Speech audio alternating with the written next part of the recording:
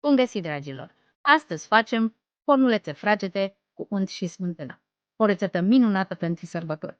Săptămâna trecută v-am lăsat varianta cu untură și smântână și a fost foarte populară. A strâns mii de like-uri și share-uri.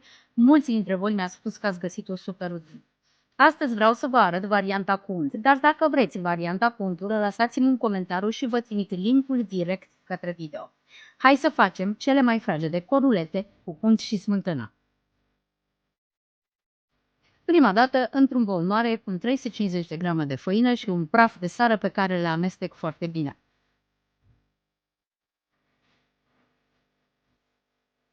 Într-un pahar dizolv un pliculeț de drojdie uscată sau 20 de grame de drojdie proaspătă cu un pliculeț de zahăr vanilat și o lingură de apă călduță, le amestec foarte bine și le las deoparte.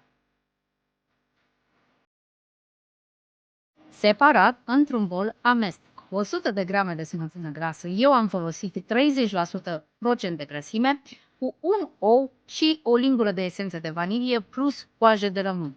După care adaug și drojdia și omogenizez totul foarte bine.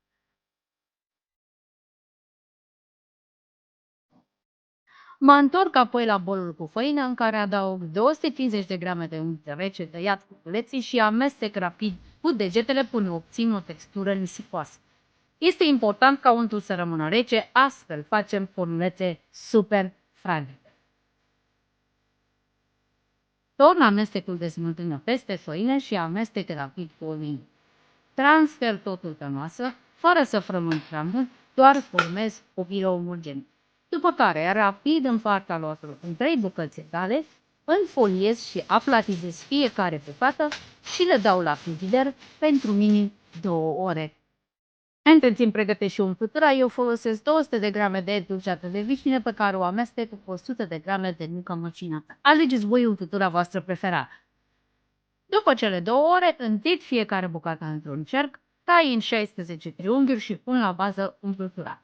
Rulez fiecare triunghi, dându-le forma clasică de cornulețe. Le așez în tavă și coc în cuptorul preîncălzit la 200 de grade Celsius pentru circa 10-12 minute sau până când sunt ușor rumene la suprafață. Le transfer apoi pe un grătar să se răcorească, după care le împudresc cu zahăr. Și gata! Am făcut cornulete fragede cu unt și smântână, super parfumate, perfecte pentru masa de Crăciun. Dacă vă place rețeta, salvați-o și spuneți-mi cum v-au ieșit. Iar dacă vreți varianta scrisă, o găsiți pe blogul meu pe The Lemon Flavor, unde am și alte rețete de cornulete fragede. Deci vă aștept acolo. Spor la cop și poftă bună!